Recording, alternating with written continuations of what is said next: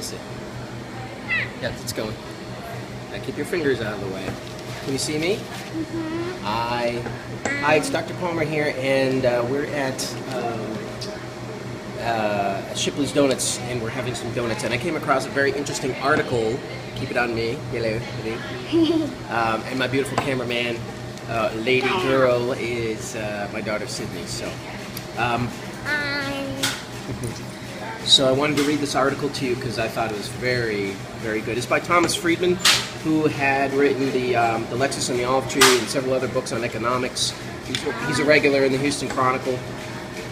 But the title of it is "We Need to Hear a Feel Bad Speech," and the topic is education.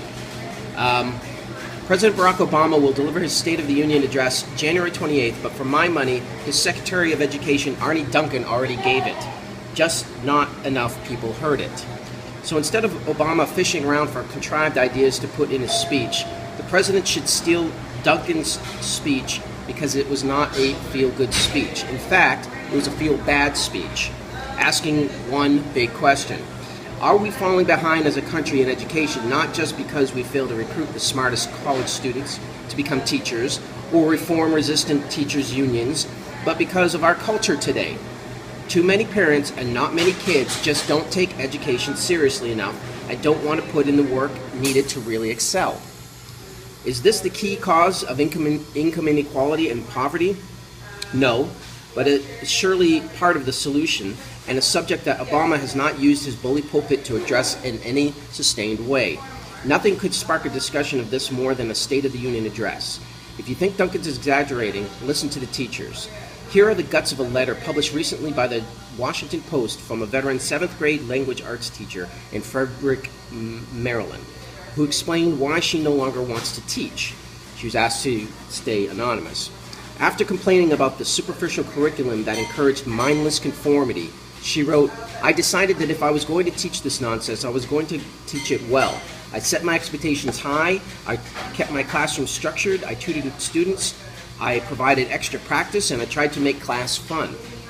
I quickly rose through the ranks of favorite teacher, kept open communication channels with parents, and many students with solid A's. It was about this time that I was called down to the principal's office. She handed me a list of about 10 students, all of whom had D's or F's. She handed me the list, and at that time, I only had about 120 students, so I was relatively on par with a standard bell curve. As she brought up each one, I walked her through my grade sheet that showed not low scores, but a failure to turn in work, a lack of responsibility.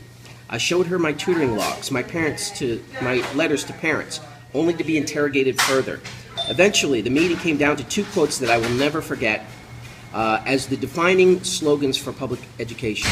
Quote, "They are not allowed to fail. If you have D's or F's, there's something that you are not doing for them." What am I not doing for them? I suppose I was not giving them the answers. I was not physically picking up their hands to write for them. Teachers are held to impossible standards, and students are accountable for hardly any part of their own education and are incapable of failing.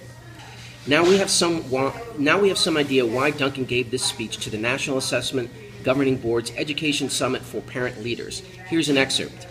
In 2009, President Obama met with President Lee of South Korea and asked him about his greatest challenge in education.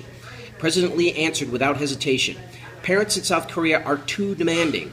Even his poorest parents demanded a world-class education for their children. I wish our biggest challenge in the U.S. was too many parents demanding an excellent education." I want to pose one simple question to you. Does a child in South Korea deserve a better education than your child? Duncan continued, "If your answer is no, then your work is cut out for you.